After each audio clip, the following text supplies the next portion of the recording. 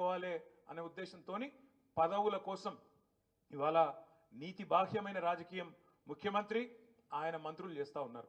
చెప్పు దమ్ముంటే అవును ఈయన చేర్చుకున్నాం పార్టీలా ఖచ్చితంగా నేను డిస్క్వాలిఫై చేస్తాం, శేర్లింగంపల్లిలో రేపు ఎలక్షన్ వస్తుంది, కొట్లాడతాం, నేను మంచి పనులు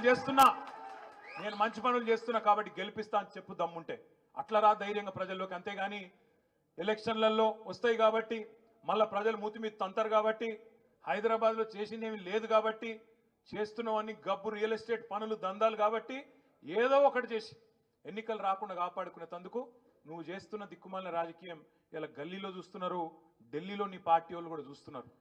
నేను ముఖ్యమంత్రి గారిని ఒకటే అంటా ఉన్నా, ఎక్కువ కాలం ఇట్లా డ్రామాలతోని అటెన్షన్ డైవర్షన్ గేమ్లతోని ఎక్కువ కాలం రాజకీయం నడవదు, ఎక్కువ కాలం ఇదే రకమైన దిక్కుమాలిన కార్యక్రమాలు నడవవు. మీరు గమనించండి, 9 నెలల్లో ఏం జరుగుతున్నది రాష్ట్రంలో జాగ్రత్తగా ఆలోచించండి. ఎన్ని మాటలు చెప్పిండ్రు ముసలోళ్ళకి పెద్ద మనుషులకి. కేసీఆర్ 2000 ఇస్తున్నాడు, మేము 4000 ఇస్తాం.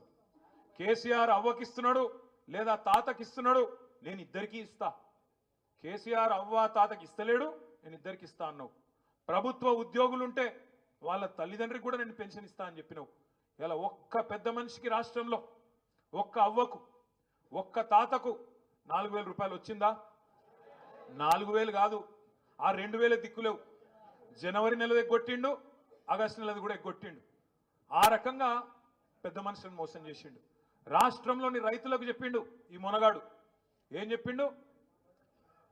మీరు నాకు ఓటేయండి, నేను గద్దెనెక్కిన మరుక్షణమే సోనియా గాంధీ గారి బర్త్డే డిసెంబర్ 9 నాడు వెంటనే సంతకం పెడతా, 2 లక్షల రుణమాఫీ చేస్తా అని చెప్పిండు. మరి ఇవాళ రాష్ట్ర వ్యాప్తంగా రైతులు ఉడికిపోతా ఉన్నారు, రగిలిపోతా ఉన్నారు. 49,000 కోట్ల రుణమాఫీ ఇవాళ 11-12 కుదించి అందరికి అయిపోయిందని చెప్పి ముఖ్యమంత్రి గారు తప్పించుకునే ప్రయత్నం చేస్తూ ఉన్నాడు. రైతులు ఏం చేస్తున్నారు?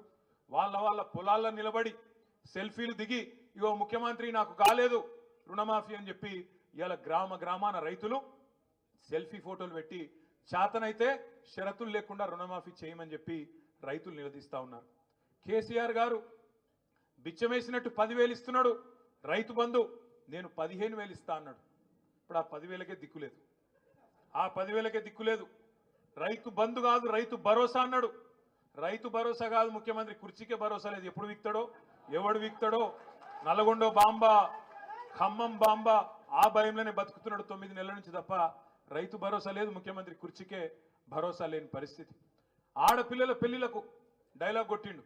కేసీఆర్ 1,00,000 రూపాయలు ఇస్తున్నాడు, నేను తులం బంగారం ఇస్తా అన్నాడు. మరి నేను అడుగుతా ఉన్న ముఖ్యమంత్రి గారు, బతుకమ్మ పండుగ వస్తున్నది, ఇంకొక 10 రోజుల్లో బతుకమ్మ పండుగ వస్తున్నది. నీకు నిజంగా ఆడబిడ్డల మీద ప్రేమ ఉంటే ఇప్పటికే 4-5 లక్షల పెళ్లిళ్ళు అయినాయి నీ ప్రభుత్వం వచ్చినాక 9 నెలల్లో.